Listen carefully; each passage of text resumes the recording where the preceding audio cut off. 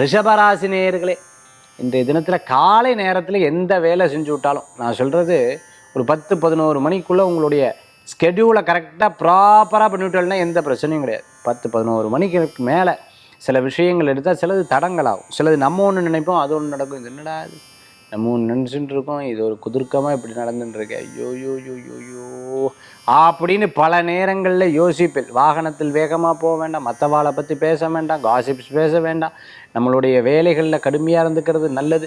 அதே சமயத்தில் கான்சன்ட்ரேட்டாக இருந்துக்கிறது. பண விஷயத்தில் கவனம் தேவை. இங்கே வச்சுவிட்டேன், அங்கே வச்சுவிட்டேன், அதை வச்சுட்டேன், இதை வச்சுட்டு உங்ககிட்ட தானே கொடுத்தேன், சாவியை வாங்கினேன், பூட்டினேனா இல்லையா, கீழே பூட்டிட்டேன், மேலே பூட்டலை, இந்த மாதிரி சில ப்ராப்ளத்தை வரக்கூடிய வாய்ப்புகள் உள்ளது.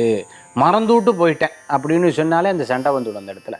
ரிஷபராசி என்பர்கள் 10 மணி, காலையில் 10 மணி, அதற்கு முன்னாடி 11 மணி அதிகபட்சம், அதற்கு முன்னாடி எல்லா விஷயத்தையும் முடிச்சுக்கிறது நல்ல பலன்களை கொடுக்கும். இன்றைய தினத்தில் அதிர்ஷ்டம் தரக்கூடிய அற்புதமான தெய்வம் பிள்ளையார் வழிபாடு, வெற்றி வழிபாடு.